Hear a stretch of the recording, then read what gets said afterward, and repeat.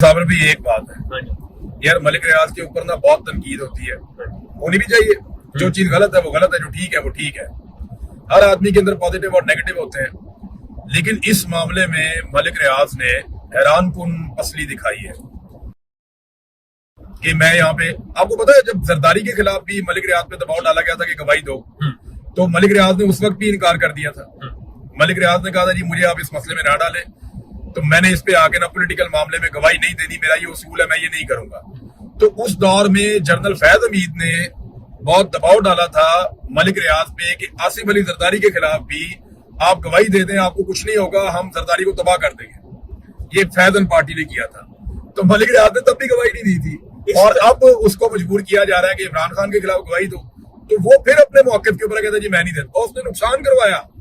मैं वैसे ये तवक्को नहीं कर रहा था मलिक रियाज जैसे आदमी से, कारोबारी बंदे थे, कि वो इतना नुकसान अपना बर्दाश्त कर देगा। इस दफा जो था ना मलिक रियाज को बुलवाना, ये एक और एजेंडा था।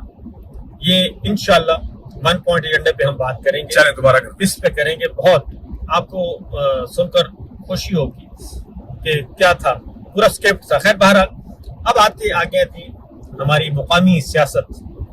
तो मैंने पहली दफा देखा जी आज, एक पहली बात तो ये है कि अचकजई साहब ने 3 दिन की वोट दी है डेडलाइन। आज अचकजई साहब वाकईतन महसूस हुआ कि वो लीडर ऑफ अपोजिशन है कौमी असम्बली में।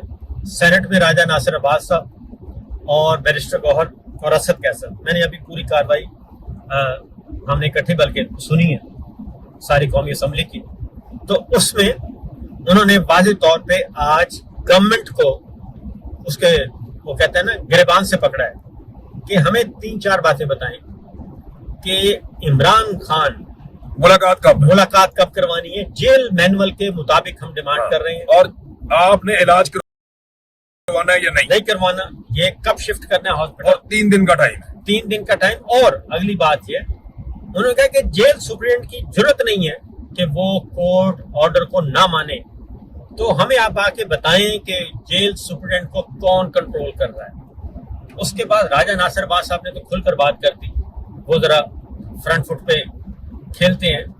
और जेल सुप्रिटेंडेंट की औकात क्या होती है मैं आपको बताऊं सर साबर भाई, ये सच बात है। एक किसी इलाके का छोटा मोटा दादा भी अगर पकड़ा जाए ना जेल के अंदर, तो जेल सुप्रिटेंडेंट उससे भी डरता रहता है जेल में। जी हाँ, और वो कोशिश करता है कि इसके साथ मैं ताल्लुकात बनाकर रखूं, इसके साथ मेरे ताल्लुकात ना बिगड़े, और उसको पूछते रहते हैं कि आपको कुछ चाहिए, कोई सहूलत, कोई मसला तो नहीं है। ये इतने बुज़दिल होते हैं लोग, इन्हें पता होता है। मुझे बताएं कि पाकिस्तान की सबसे बड़ी पॉलिटिकल पार्टी की लीडरशिप को निशाने इबरत जेल में बनाया जा रहा है, क्या जेल सुप्रिटेंडेंट की इतनी औकात है? कल एडवोकेट जनरल इस्लामाबाद ने कोर्ट रूम में खड़े होकर कहा कि जनाब सलमान राजा साहब ने कहा कि बादशाह सलामत का हुक्म है, और किसका हुक्म? Field marshal Asim field marshal साहब का। तो एडवोकेट जनरल ने कहा कि जेल सुप्रिटेंडेंट जेल का वजीर आजम है, वो जो चाहे करे। अब ये है इनकी सोच। एडवोकेट जनरल साहब, एडवोकेट जनरल को किसने वो चाहे कैसे करे, वो आइन के तहत एक सरकारी ओहदे के ऊपर मुलाजिम है, और एक सरकारी मुलाजिम है, और उसने रूल्स एंड रेगुलेशंस के तहत चलना है, और जिन रूल्स के तहत उसने चलना है वो लेजिस्लेचर ने बनाने हैं। और लेजिस्लेचर कौन है? जो हुकूमत है उसकी पॉलिसीज के मुताबिक वो चलेगा ना, वो बाहर से तो कुछ नहीं कर सकता। अब एक काम करें, पीटीआई वाले अगर समझदार लोग हैं, उसके इसी आर्गुमेंट को लें कि जेल का सुप्रीडेंट जो है वो वजीर आजम और जो चाहे करे, उसी को लेके आ जाए कौमी असम्बली में, सेनेट में, पंजाब असम्बली में, और उसके पोस्टर बैनर बनवाएं और पूछें कि जनाब ये कौन सा निज़ाम है और इसको किसने रोका हो। उसके बाद राजा नासिर अब्बास साहब ने कहा है कि ताकत सिर्फ अल्लाह ताला की है, और जो ये समझ रहे हैं जनाब फील्ड मार्शल कि ताकत उनकी है या हुक्मरानी उनकी है, ऐसे बहुत आए तो ताकत, हाँ भाई ताकत तो अल्लाह रब्बुल इज्जत की है। हाँ जी, वो तो पहाड़ों को हिला देता है, इनकी तो रत्ती भर औकात नहीं है। आखिरी सवाल जी, आखिरी बात जो है वो है नवाज शरीफ साहब का। नवाज शरीफ साहब ने वफाकी वज़रा को बुलाया और कहते हैं कि खबर ये दी गई है कि बजट की तैयारी के सिलसिले में, तो क्या कोई वाक़तन आज आपने एक और भी आप मुझे सच बताएं, हाँ जी, नवाज शरीफ कभी वजीर आजम भी था, जी हाँ, बजट का कुछ पता था नवाज शरीफ? सवाल ही पैदा नहीं, को बजट समझ आता है मियाँ साहब को? क्योंकि बजट का तो वैसे ही कुल्ली इख्तियार, अच्छा मजे की बात है, बजट का इख्तियार, यार इख्तियार भी दे दें आप मियाँ साहब को। आप मुझे बताएं मियाँ साहब बजट बना लेंगे? आपको पता है बजट कौन तैयार कर रहा है? बजट औरंगजेब साहब नहीं तैयार कर रहे। सर IMF बजट तैयार करके देगा फील्ड मार्शल को, फील्ड मार्शल इनको देके पास करवा देंगे, बात खत्म। और आगे इसहाक डार साहब, वो सर डार साहब अकाउंटेंट है, उनका भी इकोनॉमी से कोई ताल्लुक नहीं है। कोई ताल्लुक नहीं है। अकाउंटेंट जो होते हैं वो इकोनॉमी नहीं चला सकते, सवाल ही पैदा नहीं होता। तो ये मामलात हैं। नवाज शरीफ साहब का प्रॉब्लम ये है कि उन्हें पता है कि सारा कुछ चला गया है मिलिट्री एस्टेब्लिशमेंट के हाथ में जी। उन्होंने अपने हाथ से पाकिस्तान की 70 साल जद्दोजहद को तबाह बर्बाद कर दिया सिविलियन सुपरमेसी के लिए। जो जिसने किया था ना, आज नवाज शरीफ सबसे बड़ा मुजरिम है। उसने हर चीज सरेंडर कर दी है मिलिट्री एस्टेब्लिशमेंट के सामने। जो चीजें बची हैं वो 28वीं आईनी तरमीम में फौज अब लेकर जाना चाहती है। मिलिट्री एस्टेब्लिशमेंट, फौजी भी जरा आम फौजी का क्या ताल्लुक है इससे? बहरहाल वो अब सारा काबू करने लगे हैं। नवाज शरीफ अब अपनी पार्टी के साथ बैठ गया, सर पकड़ के मकबूलियत भी गई, इज्जत भी गई, वोट भी नहीं पड़ने। अपनी मकबूलियत की बिना पर या इलेक्शन में अपनी सलाहियत की बिना पर हम दोबारा इक्तदार में भी नहीं आ सकते। और हमने इक्तदार अमली तौर पे आइन को तब्दील कर करके मिलिट्री एस्टेब्लिशमेंट के हवाले भी कर दिया। तो हमें क्या बचा? अब ये बैठे हैं सर पकड़ के कि करना क्या है? मेरा ख्याल है कि ये जो निज़ाम और निज़ाम दीन, ये सारा कुछ इकट्ठे समेटा जाएगा, क्योंकि ये बर्तन तो खड़कने हैं, आज नहीं तो कल खड़क तो चुके हैं।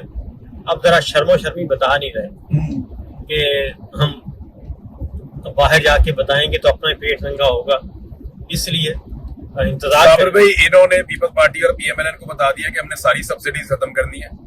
इन्होंने बता दिया कि हमने सारे प्रोजेक्ट बंद करने हैं, क्योंकि अगर हमने पाकिस्तान को नॉर्मल चलाने की कोशिश की तो पाकिस्तान में इस्तेहकाम नहीं है, पैसा कोई नहीं है हमारे पास, और कर्जे ले लेके हमने बेड़ा गर्क कर दिया है। और किसी भी वक्त खुदा ना खास्ता इनको मुल्क को दिवालिया डिक्लेयर करना पड़ सकता है, जो हालात इन्होंने मईशत के कर दिए हैं फील्ड मार्शल साहब ने और शहबाज शरीफ ने मिलकर। अब इनको ना ये अनाउंस नहीं कर रहे, इन्होंने इकोनॉमी को दिवालिया कर दिया हुआ है, बेड़ा गर्क कर दिया पाकिस्तान का। और अब ये पूरे पाकिस्तान को जमूद का शिकार करेंगे, ब्रेकें लगा देंगे हर चीज। आप मुझे बताएं, कोई डैम बन रहा है इस वक्त? कोई बड़ा डैम बन रहा हो, बड़ा प्रोजेक्ट बन रहा हो, कोई सड़कें बन रही हो, कोई बहुत बड़े बड़े मंसूबे बन रहे हो? हर चीज 9 और 10 अप्रैल की दरमियानी शब जो उस वक्त वहां पे रुकी हुई।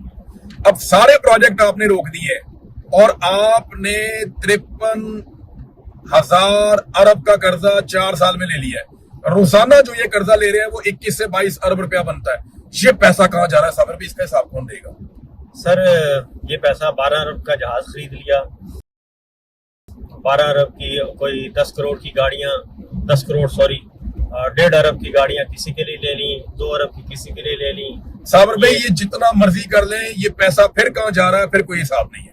इन पाकिस्तान के तमाम कर्जों को ले लें और इन 2, 3, 4 खानदान अस्करी और सियासी, इनकी बैरून मुल्क जायदादें ले लें तो आपको पता चल जाएगा पैसा। आप पाकिस्तान के तमाम जितने मंसूबे ना तरक्याती, उन तमाम मंसूबों का आप तखमीना निकाल लें, क्या वो 1 लाख अरब रुपए के हैं?